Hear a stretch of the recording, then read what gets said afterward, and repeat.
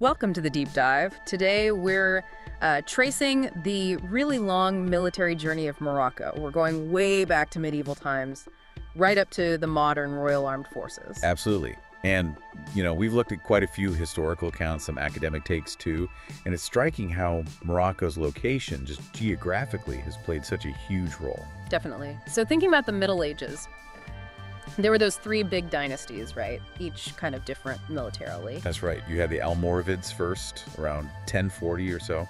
Very infantry-focused, known for discipline. Okay, the Almoravids. These were the Sanhaja Berbers, yeah? From the Right. Sahara. So what was special about their infantry? I remember reading about javelins, pikes, dense formations. Exactly. Think phalanx, really tight, supported by cavalry, and even dromedary units, camels armed with javelins and longswords. They used standards, flags basically, for battlefield communication. Later, war drums too. Ah, okay. Pretty organized. And that discipline paid off, didn't it? Like at Sagrajas? Oh, hugely. Sagrajas in 1086 against Castile, it put the brakes on the Reconquista for a while. Yeah. And it helped unify those little Muslim kingdoms in Spain, the Taifas. Right, right. Then, after them, the Almohads arrived, about 1121. How did their army stack up? Was it similar? Well, they started differently. Ibn Tumurt founded the movement among the Mazmuda Berbers. Initially, it was more tribal, but under Abd al-Mumin, things changed.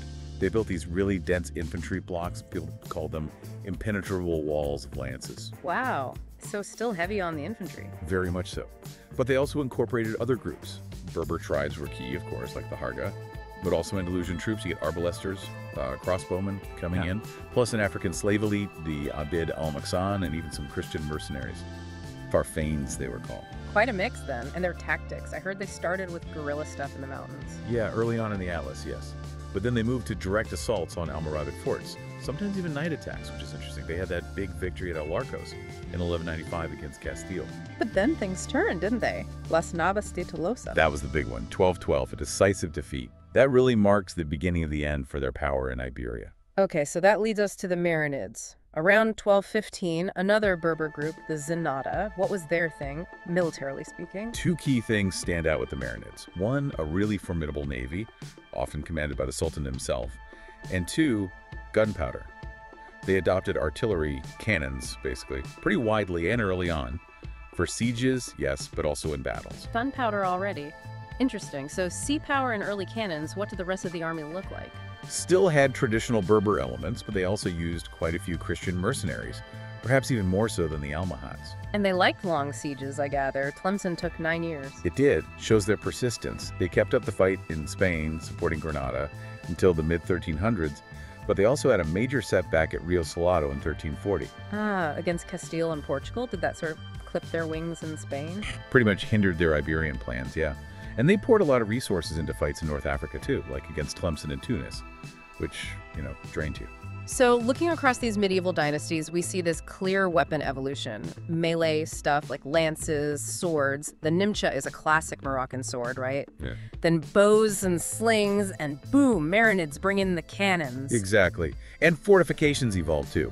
Simple forts becoming more elaborate, strategically placed strongholds, especially under the Almohads, then further developed. Then we jump forward a bit. The Saadians, 1500s, 1600s, they really went all in on firearms. They absolutely did. Firearms and artillery were central. That's a big reason they managed to defeat the Songhai Empire down south in 1591. They had specialized units of musketeers, some European converts, Andalusian exiles, and even started manufacturing cannons locally. Making their own cannons, huh? And then comes the current dynasty, the Alawites, from 1666. Moulay Ismail's army is famous, isn't it? Yes, his Avid al-Bukhari, a large, centralized army composed mainly of black slave soldiers loyal directly to him and equipped with firearms. It was a deliberate move to reduce the power of the tribes and create a more modern, state-controlled force. Makes sense. And that modernization trend just continued. It did, especially integrating European techniques. Then came the Protectorate period, 1912 to 56. Moroccan soldiers gained a lot of experience fighting in French and Spanish armies, Spahis, Tirailleurs, Cumier for France, Regios for Spain, WWI, WWII, the Rif War. They were involved in a lot. even if under colonial command. So post-independence, 1956, the Royal Armed Forces, the FAR, is born. How did they build it?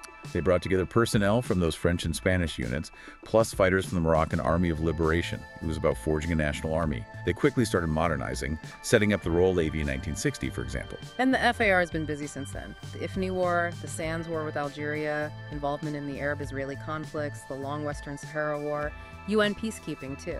Right. And today, the focus is very much on continued modernization. Procurement from the US, China, Israel. Doctrine emphasizes mobility, air power, counterinsurgency.